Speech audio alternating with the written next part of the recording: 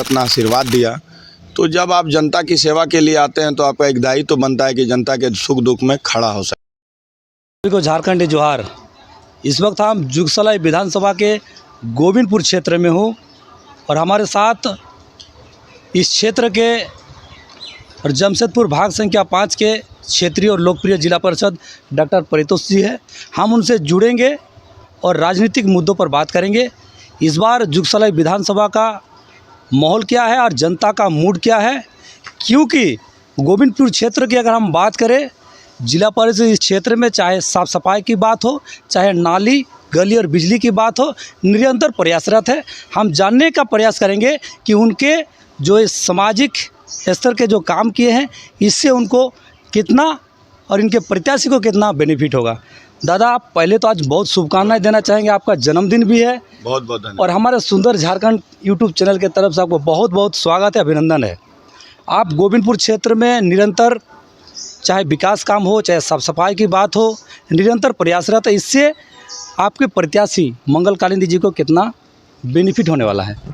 देखिए, सबसे पहला बात है कि मैं सुंदर झारखंड चैनल को बहुत कम समय में अपने बेहतरीन सब्सक्राइबर के लिए उन्हें धन्यवाद देता हूं। आप भी जन मुद्दों के साथ जनता के बीच आते हैं। रही बात विधानसभा चुनाव की है, तो 2 वर्ष पहले मैंने जिला परिषद का चुनाव लड़ा और गोविंदपुर की जनता ने मुझे अपना आशीर्वाद दिया। तो जब आप जनता की सेवा के लिए आते हैं तो आपका एक दायित्व तो बनता है कि जनता के सुख दुख में खड़ा हो सके।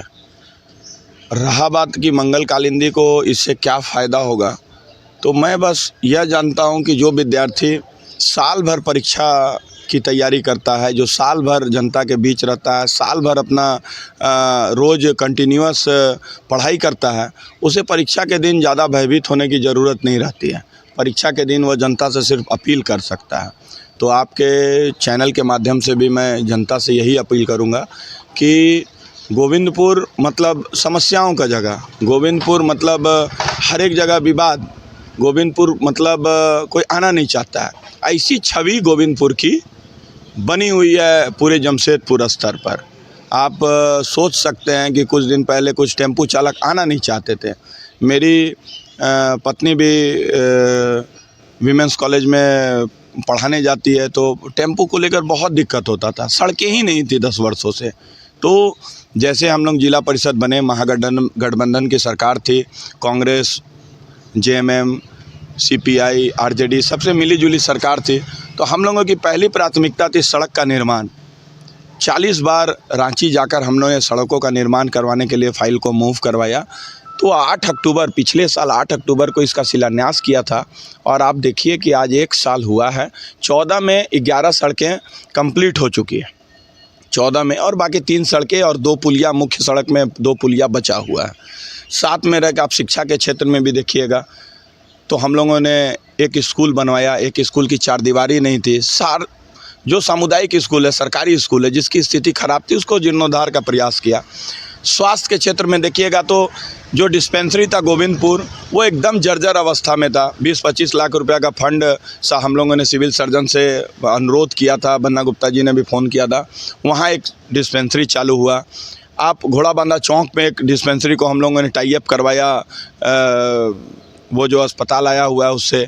तो स्वास्थ्य हो गया। साफ़ सफाई हम लोग अपने स्तर पर करते हैं। कहीं कहीं जनता की भी कुछ कमियां रही थी। हम लोग टेम्पू भी चलाए थे डोर टू डोर कचरा उठाव के लिए, जो सक्सेस नहीं हो पाया, लेकिन हम लोग ने प्रयास किया था और साफ़ सफाई की भी व्यवस्था है।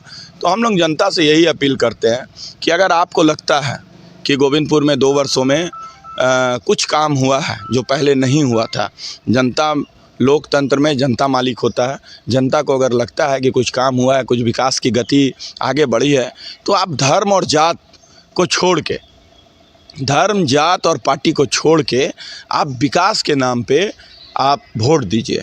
मंगल कालिंदी ने गोविंदपुर में 4 मंदिरों का जीर्णोद्धार करवाया। आप समझ सकते हैं, गोविंदपुर एक बिहारी इलाका है, बिहारी लोग हैं, लेकिन बिहारी लोग हमेशा से बिना काम किए किसी दूसरे दल को वोट देते आए हैं, लेकिन काम कुछ नहीं हुआ। पिछले 10 वर्षों का काम देख लीजिए। तो बस हम लोग यही चाहेंगे, आपके चैनल के माध्यम से भी अपील करेंगे कि आप विकास के नाम पे वोट दीजिए। कुछ काम अधूरा है, उसे हम लोगों को पूर्ण करना है।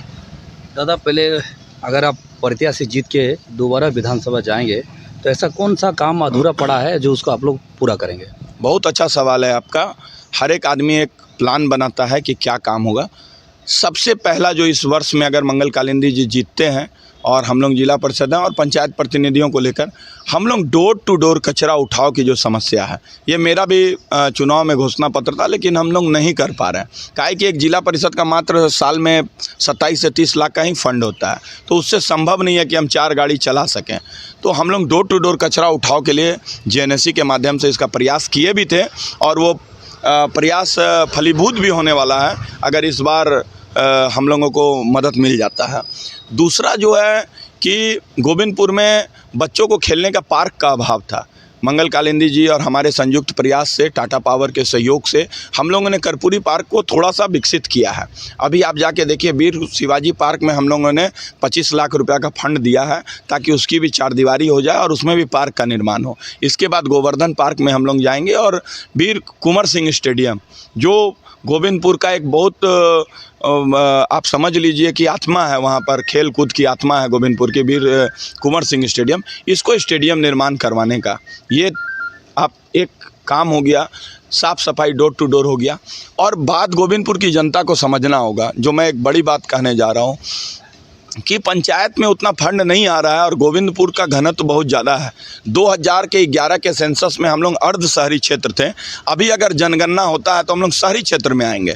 तो हम लोग मांग करेंगे कि हम लोगों को नगर पंचायत बनाया जाए। आप देखिए, चकुलिया नगर पंचायत है, विकास हो रहा है। जुगसलाई नगर परिषद है, विकास हो रहा है। गोविंदपुर को भी नगर पंचायत की मांग हम लोग करेंगे सरकार से कि भाई गोविंदपुर को घोड़ा बांधा, गोविंदपुर, बारी नगर जो शहरी क्षेत्र है, इधर दयाल सिटी, ये सबको मिलाकर आप हम लोगों को पंचायत से हटाकर हम लोगों को नगर परिषद में ले जाइए।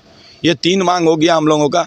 चौथा, गोविंदपुर में जो गरीब गुरबा हैं उनके लिए 100 वाहन नहीं है, मोक्ष वाहन जिसे आप कह सकते हैं, कम से कम उसका और एक एम्बुलेंस की व्यवस्था करेंगे।